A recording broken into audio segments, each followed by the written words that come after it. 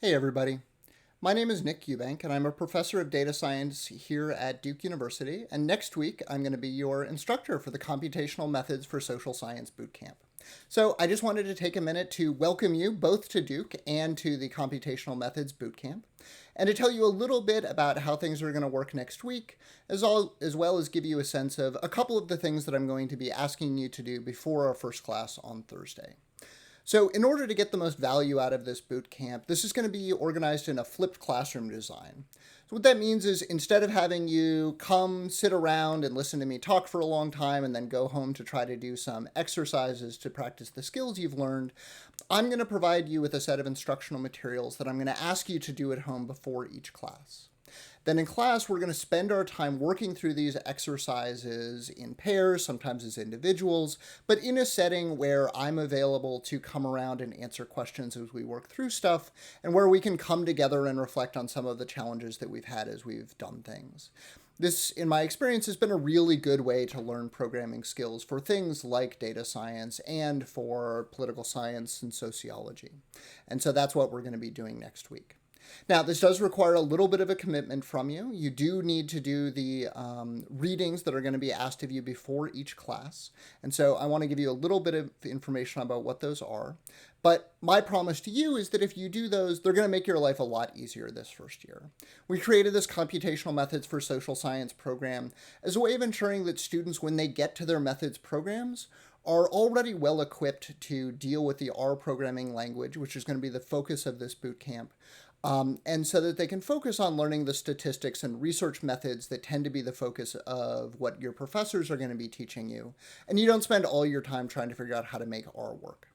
At the same time, I'm also going to be trying to give you foundational skills that are going to put you on a solid footing so that if you end up moving beyond the basic kind of statistical analyses that are de rigueur in political science and sociology and other social science these days, and start doing more sophisticated analyses, you'll have the foundational understanding to move into more advanced packages and softwares and do more complicated things like machine learning or web scraping or things like that.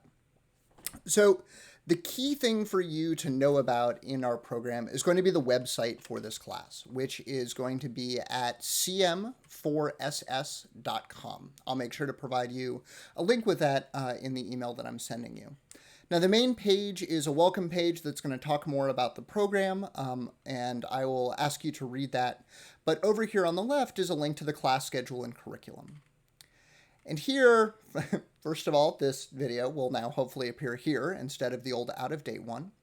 And you'll see a list of a couple things that I'm going to be asking you to do before our first class. The first one is watch this video. So at this point, you've got that one signed off. The second one is to fill out a knowledge assessment survey. This is not a test. This is just my way of trying to get a sense of what background you may be coming in with as you come into this program and what different tools you may have used in the past.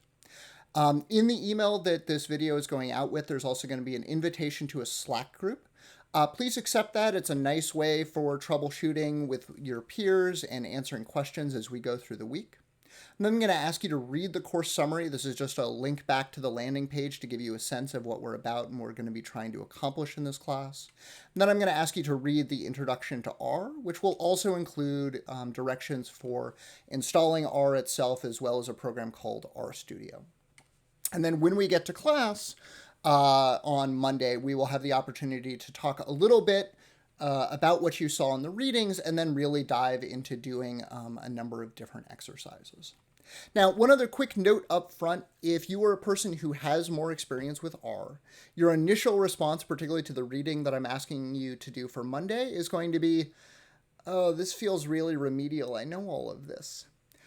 While it is a possibility that you are going to have a really strong foundational understanding of R, my experience has been that most people who've learned R have learned it by kind of cobbling together code that works and by borrowing code from other people.